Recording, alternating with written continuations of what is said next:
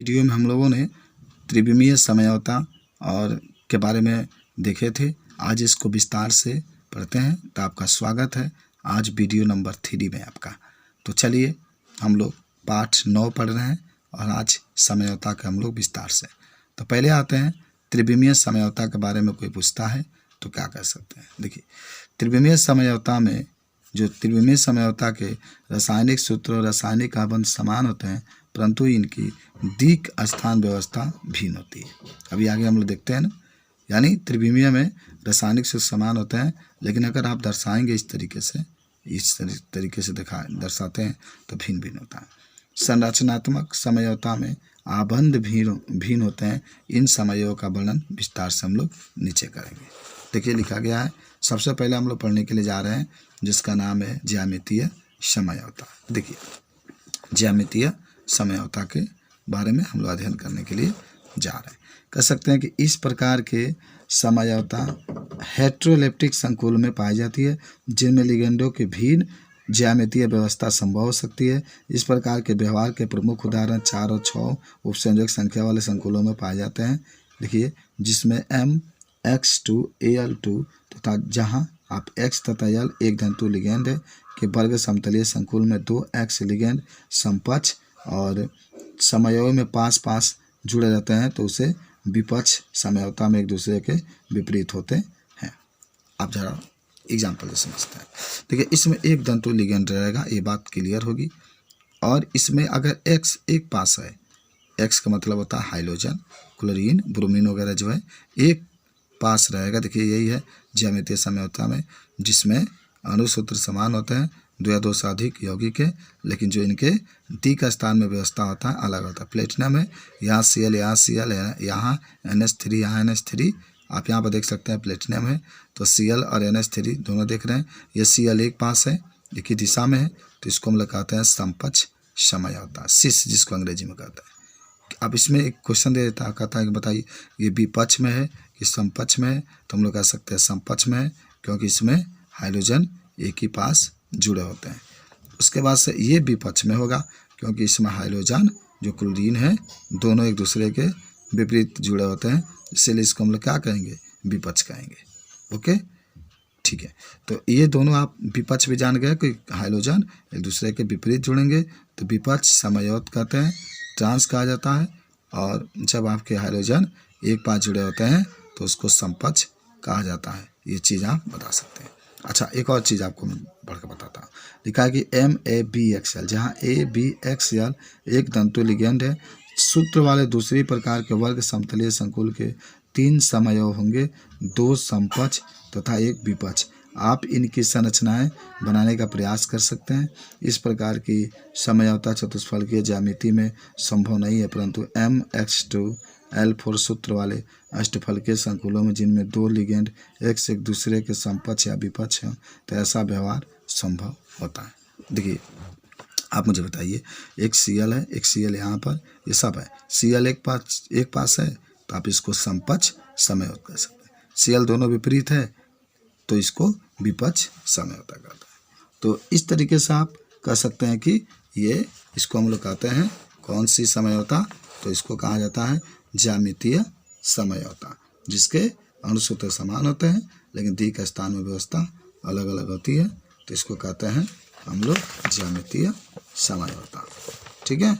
चलिए, ज्यामिति के बाद जो दूसरा आता है उसका नाम होता है ध्रुवण। देखिए, ध्रुवण समझौता। तो आपसे कोई पूछता है ध्रुवण समझौता किसे कहते हैं, तो कहेंगे आप कि ध्रुवण समझौता एक दूसरे के दर्पण के प्रतिबिंब होते हैं, जिन्हें एक दूसरे का अध्यारोपित नहीं किया जा सकता। इन्हें प्रतिबिंब रूप का एनिट्यूमर कहते हैं। अणु अथवा आयन जो एक दूसरे पर अध्यारोपित नहीं किए जा सकते हैं उसको कायरल कहते हैं। और ये 2 रूप दक्षिण ध्रुवक रूप और वामावर्त कहलाते हैं। ये इस प्रकार कहलाते हैं कि ये 2 रूप ये इस प्रकार के इस बात पर निर्भर करते हैं कि ये ध्रुव मापी समतल में ध्रुवित प्रकाश को किस दिशा में ध्रुवित करते हैं। D दाईं तरफ ध्रुवित करता है तथा L बाईं तरफ ध्रुवित करता है। आज जरा देखिए, सूत्र में भी हम लोग एग्जाम्पल से समझते हैं। जैसे आपका है PT Cl2 En के 2 इसके ऊपर 2 प्लस के समान उप सहसंयोजक समूह में केवल समपक्ष रूप प्रकाशीय समझौता दर्शाता है। जरा देखिए ये CO है, En यहाँ पर क्या है, डबल है और ये दाहिने तरफ है, इसलिए इसको दक्षिण ध्रुवण घुना कहते हैं। बात समझ गए। और अगर इसको En डबल आपका है और ये वामावर्त है, इसीलिए इसको भाई बाएं दिशा में ना वामावर्त कहते हैं। तो इस तरीके से आपके एग्जाम्पल भी पूछा जाता है, तो हम लोग इसको बता सकते हैं। अच्छा, एक आपके सामने एग्जाम्पल है, उदाहरण नंबर कहता है कि 9.5 FeNH3 का ट्वाइस CN4 माइनस के ज्यामितीय समझौता की संरचना दर्शाइए। तो क्या लिख सकते हैं, Fe है, यहाँ पर NH3 है, यहाँ पर CN है, यहाँ पर ये सब देख रहे हैं, तो ये समपक्ष है। क्यों समपक्ष है?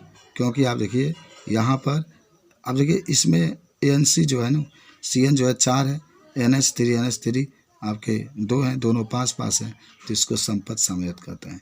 यहाँ पर जो आपके यहाँ पर NH3 जो है दोनों विपरीत है, इसीलिए इसको विपक्ष कहते हैं। ठीक है। अच्छा, उदाहरण आपको 9.6 है, निम्नलिखित 2 उप सहसंयोजक सत्ता में से कौन सा कायरल होगा। कायरल कौन होगा, जो सेम होगा। देखिए CrCl2OX के ऊपर 2 के ऊपर 3 है, तो ये समपक्ष होगा। विपक्ष में CrCl2OX के ऊपर 2, ये विपक्ष भी होगा। अच्छा, हल में ये दिखाया गया है, तो इसको आप बनाएंगे ऐसे कि समपक्ष हो, दोनों को आप एक पास Cl कर देंगे, समपक्ष हो जाएगा, विपरीत कर देंगे तो ये विपक्ष हो जाएगा।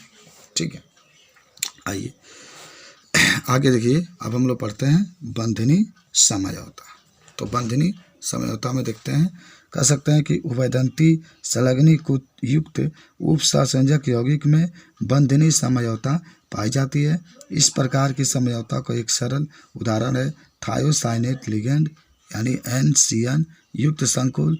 यह लिगेंड नाइट्रोजन द्वारा धातु से बंधित होकर MnCS तथा सल्फर द्वारा बंधित होकर CN देता है। और जार जेनसन ने CONH3 के 5NH2Cl संकुल में इस प्रकार के व्यवहार को खोज की। संकुल जिसमें नाइट्राइट लिगेंड ऑक्सीजन के द्वारा यानी बहुदंती लिगेंड में, एक बार ये आपके जुड़ेगा धातु लिगेंड से, तो इसको थायोसाइनाइट लिगेंड कहते हैं।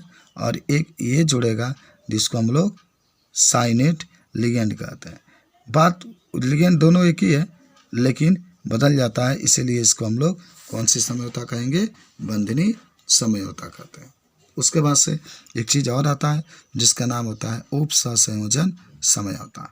तो उप सहसंयोजन समझौता में हम लोग कह सकते हैं कि किसी संकुल में उपस्थित भिन्न धातुओं की धनायनिक और ऋणायनिक उप सहसंयोजक सत्ता के मध्य लिगेंडों के अंतर परिवर्तन से इस प्रकार की समझौता उत्पन्न होती है। संकुल के CONH3 के 6 CrCN6 इस प्रकार के एक उदाहरण है जिसमें NH3 लिगेंड CO3 में बंधित है तथा CN लिगेंड Cr3 से। इस प्रकार उप सहसंयोजक संख्या, ये जो आप यौगिक देख रहे हैं इसमें NH3 और Cr से जुड़ा है और ये इसीलिए इसको कहते हैं हम लोग कौन समझौता, तो इसको कहा जाता है उप सहसंयोजन समझौता।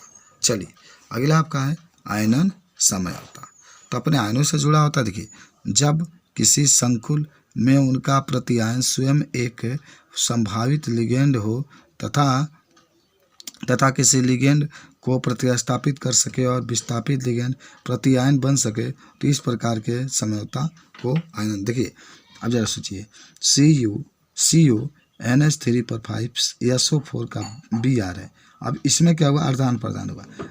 यहाँ पर देखिए जो आपके बाहर वाला है वो अंदर आ गया, जो अंदर वाला है वो बाहर आ गया। तो इस प्रकार के जो समझौता होता है इसको आयनन समझौता हम लोग कह देते हैं।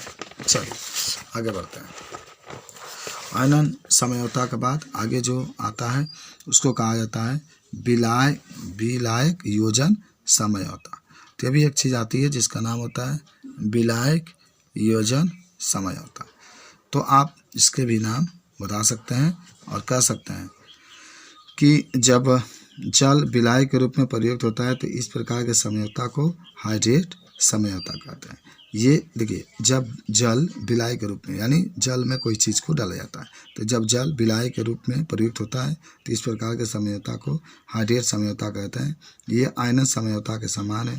विलायक योजन समयोग में केवल इतना अंतर है कि एक समयोग में विलायक अणु धातु आयन से लिगेंड के रूप में सीधा बंधित होता है तथा दूसरा समयोग में विलायक अणु संकुल से क्रिस्टल जुड़ा होता है। तो इस तरीके से हम लोग चाहें तो इस चीज़ को बता सकते हैं। उदाहरण में देखिए CrH2O, माने जल उसमें आना चाहिए, ये बात है।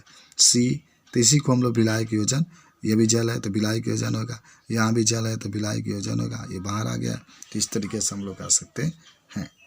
ठीक है, तो अगर कोई आपसे पूछता है तो इस चीज़ को हम लोग चाहें तो आराम से इसको बता सकते हैं। ठीक है, तो आगे के वीडियो हम लोग पढ़ेंगे।